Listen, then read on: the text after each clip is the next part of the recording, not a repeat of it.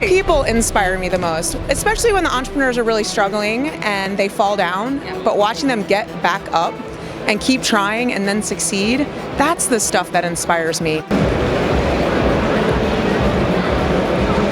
Nicole Glaros is the Chief Product Officer at Techstars, a global ecosystem for entrepreneurs. Nicole has been named as one of the coolest people in New York tech, and Entrepreneur magazine named her as one of the 7 most powerful women to watch. She joins us now on Cloud Moves TV. Nicole, welcome. Thank you so much for joining us. Pleasure to have you on. Thanks so much for having me. Now, what key characteristics make a really investable startup?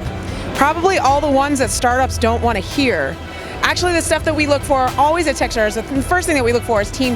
So I'm looking for a really well-balanced team. But in addition to that, I'm looking for gigantic market opportunities. So how big is this market? How much of my money am I going to get back in a short period of time, right? And then just how quickly can this product get to market? Like if you're still in the product development phase, you have a great opportunity to get investment, but the later you are, the more traction you have, the easier it becomes.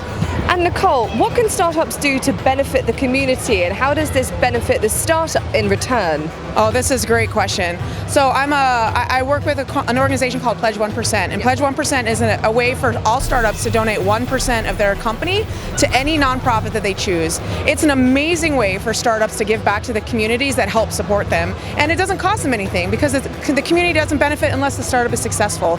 So to build giving into the DNA of the organization at a really early stage is an amazing way for the company to give back. Nicole, during your time at Techstars, what ideas have really inspired you the most? I wouldn't say they were ideas, I would say they were people.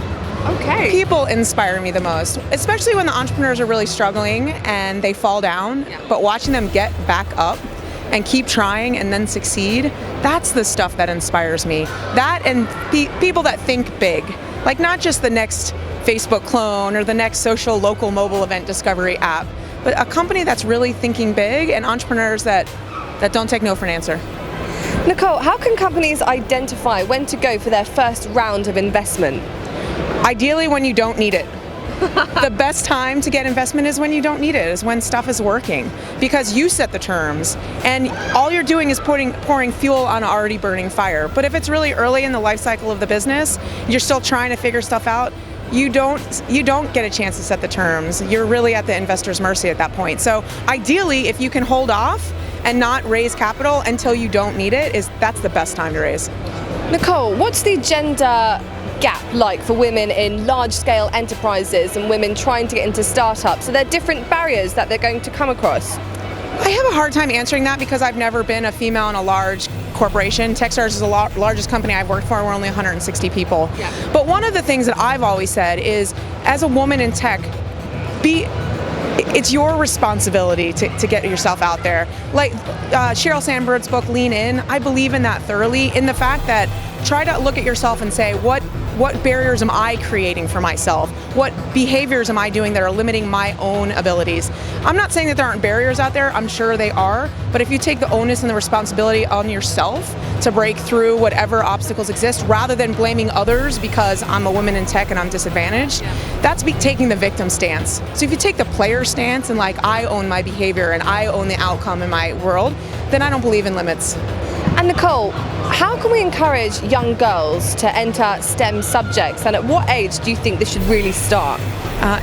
Girls in tech and specifically STEM, they should start in their elementary school years. When we can get kids excited about it when they're 5, 6, 7 years old, then they're less subject to the gender gaps later on in life. So the earlier we can get them in, the better. Yeah, the better.